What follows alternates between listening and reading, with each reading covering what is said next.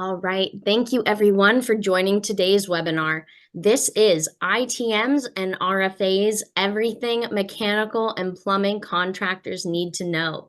We've got Blair from BIM-TM here, who is a mechanical expert, has worked in the field, as well as Seth Greenland, Evolve's product manager for the Evolve mechanical product. And they are here today to give you the rundown on ITMs and RFAs. So as a reminder, this webinar is being recorded and we'll forward the recording to all registrants. And you can find all of the Evolve webinar recordings on the Evolve MEP YouTube channel. So make sure you're following us there and on our social media channels to keep up with the latest resources and Revit tips. And if you have any questions during our presentation, please use the Q&A function in your Zoom toolbar. And if we have time at the end, we will take a few questions. All right, and with that, I will hand it off to Seth and Blair to get us started. Hi, everyone. We're going to start it off with ITMs. What are ITM files? They're a proprietary file format used by Autodesk. So what that means is it's CAD MEP, CAD fabrication, all of those tools, and bringing those databases into Revit. And how ITM files work in BIM workflows, their functionality in CAD and Revit environments work together to get all of that data that you had in CAD fabrication into Revit, and using all of that fabrication specifications and all of the backend data on ITMs. So the limitations of ITM files within Revit, there's a slight compatibility issues within Revit. Versioning and updating has its issues with having to update within CAD MEP. But yeah, it has issues within Revit. Not one is better than the other as far as RFAs and ITMs. But ITM actually has a lot more strong suit in the fabrication end of things. There we go. And so to talk a little bit about just what is the RFA portion of things. RFAs are the Revit file format for Autodesk Revit. It's the native file format referred to as a family. So it can represent pretty much anything, various things in the building, such as windows, doors, pipes, equipment, furniture, or other parts of a structure. I'll go into a little bit more detail on that and why the RFA is that way. But kind of touching on the first key feature of the RFA, the flexibility in design. Like that first point says, it could represent literally anything in our built environment. In our case, probably going to be things more like valves, pipe elbows, tees, strainers, nuts and bolts. Any of those things could have a family built for it and have the associated data such as material, finish, and size can also be linked to that actual Revit RFA. So that ties right into the ability to contain parametric information and metadata. The physical part of the fitting is really only a small part of the information that it can carry. A generic depiction of a bolt set, for example, could contain other information to convey things like size of the bolt, length of the bolt, material, and how many of the bolts there are within that bolt set. But it may just be depicted as a simple ring. And then compatibility with Revit's tools for scheduling. Filtering, filtering, tagging are one of the really nice things about RFAs. Because you have the flexibility to design them pretty much any way you want, you're able to keep the parameters between fittings consistent so they report consistently. Anybody who's tried to build a schedule with RFAs or ITMs, depending on where they came from, has probably realized that the size column for one fitting or the size for one fitting might be a different field for another fitting. So keeping keeping those sorts of things consistent is important. Limitations of RFAs. One of the downsides actually can be that flexibility that an RFA gives. They can become quite complex, and the more you add to them, like when you add things like lookup tables and different types into the mix, RFAs can become incredibly difficult to manage. And because of that, there's a very, very steep learning curve in creating Revit families. So if you're familiar with modeling, 3D modeling in other Autodesk products, creating a base RFA really isn't too difficult. It's very similar across AutoCAD, Fusion 360, and things like that. It's very similar to how you start to create a 3D geometry, but learning how to make it parametric steps it up to just the next level. All right, next one here. Okay, so talking a little bit about the file structure and data content. One second here, there we go. So obviously, other than having two different file extensions, there are a number of key differences that set the two formats apart. RFAs carry more of the information within the actual file, RFA. Dimensions, ancillary information like material and other various parameters that I previously mentioned, they're all contained within the RFA file. ITMs can also carry a lot of that information, but often rely on external data sources such as product information or MapProd, if you're familiar with ITMs, pricing and labor tables, ancillary information. A lot of that stuff is actually referenced outside of the ITM. RFAs can also reference external data sources, but do tend to carry more within the item. So that brings to the next point here, performance and scalability. Because of what I just mentioned in the previous point, I think it's a common thing to believe that RFAs are quote unquote heavier than ITMs and could slow a model down. This can be true, but I don't think it's necessarily the reason that a lot of people think that it might be slowing it down. You could have a model or a project with 500 ITMs and another project with 500 RFAs, the same design, 90 for 90, T for T. One may be slower or feel more kind of bogged down than the other. That's not necessarily because of the number of items in the project. It tends to have more to do with the number of parameters associated with each. So since RFAs are more customizable, they tend to have more parameters. So keeping that in mind too when you're building out your database or your content can be helpful.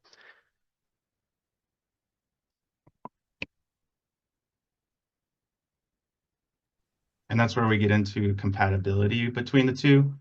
ITM and RFAs are used as a mixed media and can be used as mixed media between the two. If you are using ITMs, it is almost necessary to use some RFAs in your design. And same with RFA, their compatibility is really good with Revit parts in general. So you got your architectural RFAs and stuff. Those parts can then host to those pieces where an ITM cannot. And then we go into ease of use. RFAs versus ITMs.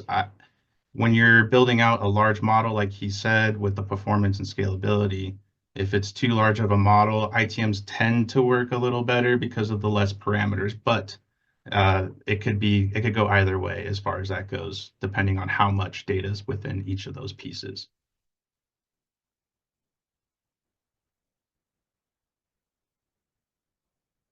Next slide. And then we got benefits and use cases for ITM files. Prefabrication MEP projects. ITMs streamline prefabrication, creating more accurate models for fabrication and installation. This is true because it uses real fitting data from manufacturers. Therefore, you can get accurate cut lists for your prefabrication. Detailed MEP coordination, same thing, using the right parts and pieces from the manufacturer in those ITMs and coordinating accordingly to those, you'll have a much more coordinated system. And then faster detailing and fabrication. As long as you have everything set up, predefined connectors, materials, parts and sizes lead to more efficient workflows. That's as long as your database is set up great. For working in Revit, it can be really quick and seamless. And then the seamless integration with fabrication tools. With ITMs, you can directly export to an MAJ file, which is directly can be used with CAM and your automation shop tools, such as like Tiger Saws and CAM software.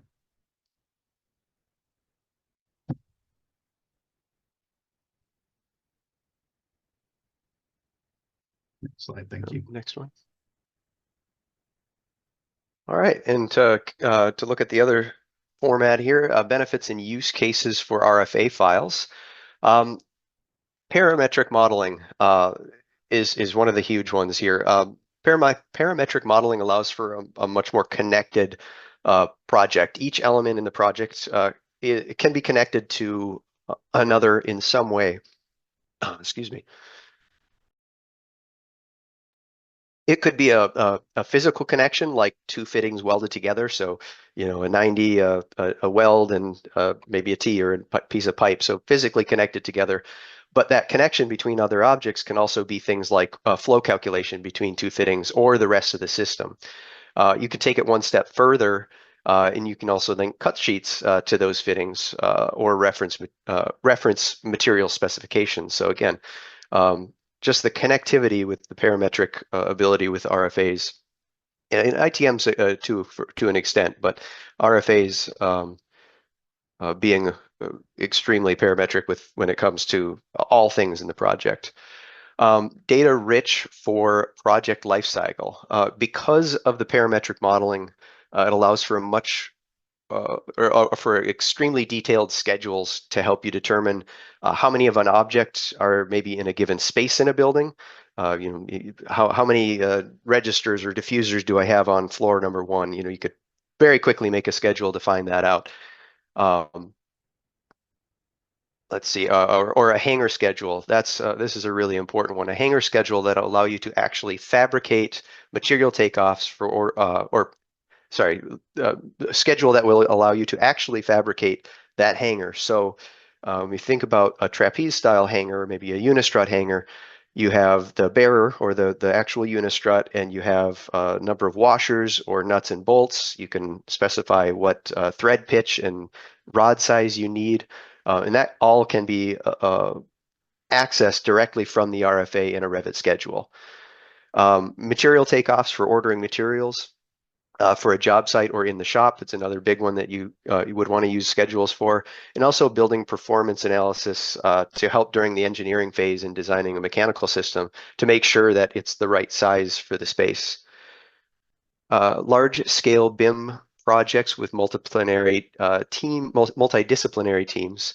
Revit in general is just a great platform for collaboration. Not necessarily, ITM or RFA here, just in general, due to its ability to link models and still reference what is in those linked models. If you think back to the AutoCAD days, you would XREF things in, but you didn't necessarily have full access to what items and or what objects were in the XREF items. So linked models are hugely powerful with Revit in general. And then also the ability to work share allows multiple people across multiple disciplines to all be working on a project at the same time. Again, just a much better collaboration experience. The fourth one here, native Revit components. I think we've all probably heard this one quite a bit, but because RFAs are native to Revit, they do tend to work a little bit more seamlessly with schedules and other tools and connections to other items, right? So there's just some limitations with ITMs there. Let's see here. So Evolve has created some great tool sets to pull hidden data out of ITMs, but native Revit RFAs allow that information to be accessed more readily. And then advanced scheduling and data integration. Rounding out that point about parametric data and the ability to schedule the data, stakeholders need all of the information to be available at their fingertips.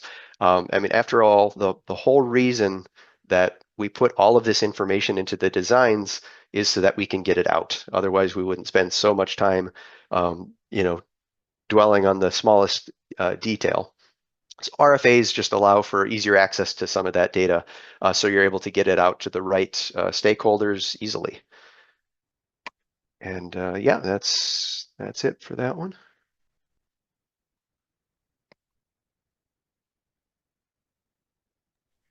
Great. We do have a couple of questions here that I'd love to throw at you guys.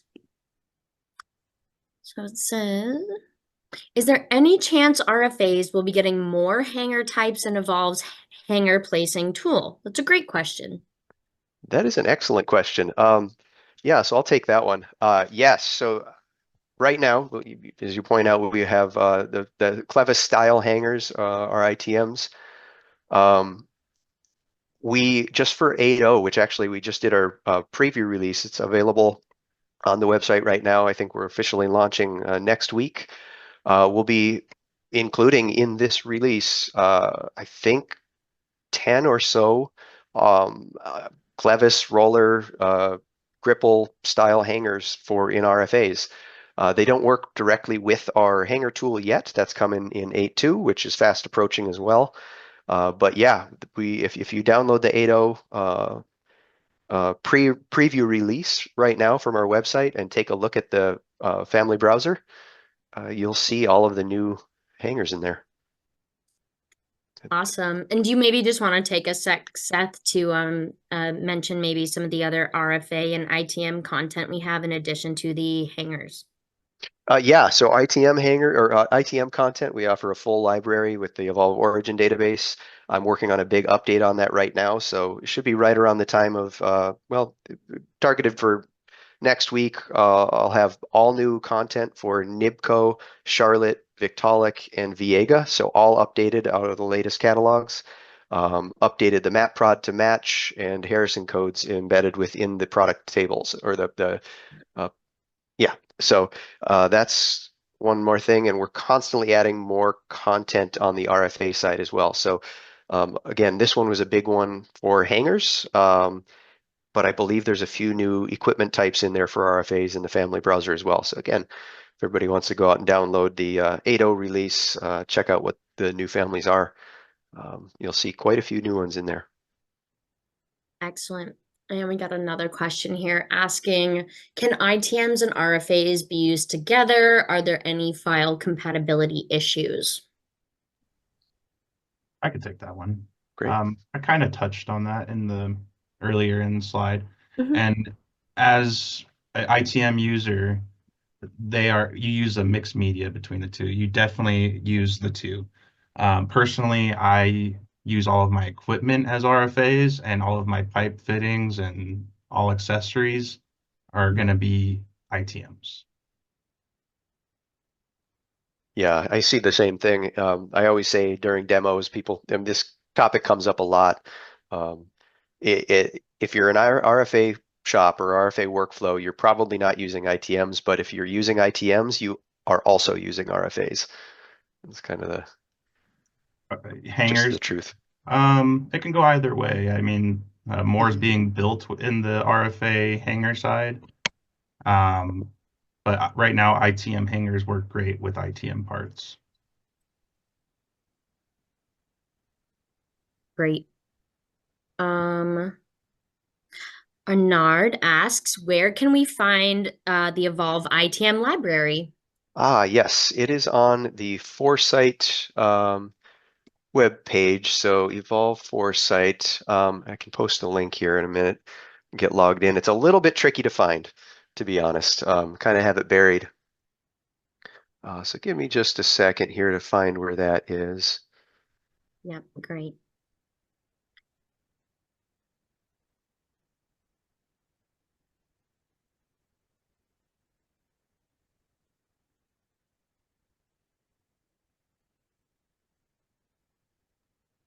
I see Ty was asking an Evolve specific question now. Oh, If you want to touch on that, he's asking if the RFA hangers will cut in on the ITM fab parts. oh, got it. Yes, it will in the 8.2 release. So right now it's just the RFA hangers. Now the trapeze style hangers, those will work on ITM pipe and duct, but the single type, the Clevis style hangers aren't cutting in with the tools just yet. And then another question here about gripple hangers. Will those be fixed, the gripple hangers for duct? Yes, yeah, we've done a lot of work on those. Now you say fixed. let's see here. Maybe I'll need to know specifically what was wrong. Have you communicated that to Lucas or the support department at all? I guess I'm not familiar with two hangers. Your point's not one. Oh, okay. I'll have to get with Lucas on that one. Great. Find out what's going on there. And yeah, I love that you're bringing this up because at Evolve, we are incredibly dedicated to building content that is specific to our customers' needs. You tell us you have a project, you need X, Y, and Z for it, give us enough heads up, and we will absolutely work with your team to help you meet all of your goals and make building projects as easy as possible. So thanks for bringing that one up.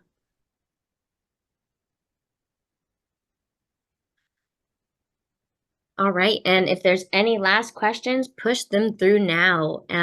For the person asking about the ITM library, if we don't grab that link in a second here, I'll absolutely make sure to follow you up with you via email. I just found it, so I'm putting the link in the chat here. Let me make sure. Is this going to go to everyone? So here's a link. So you'll need to sign in, and at the top there's a little downloads icon, and there's a download for Evolve sample files and Evolve origin. So you can go ahead and use that. Also on our product page here, I'll also post this in our help documentation. This is a link to the kind of the how-to or the help doc on downloading and implementing the origin database.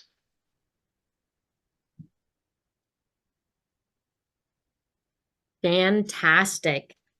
All right, Seth and Blair, thank you so much for today's presentation, and thank you to our wonderful audience for joining. We hope that you found this information valuable.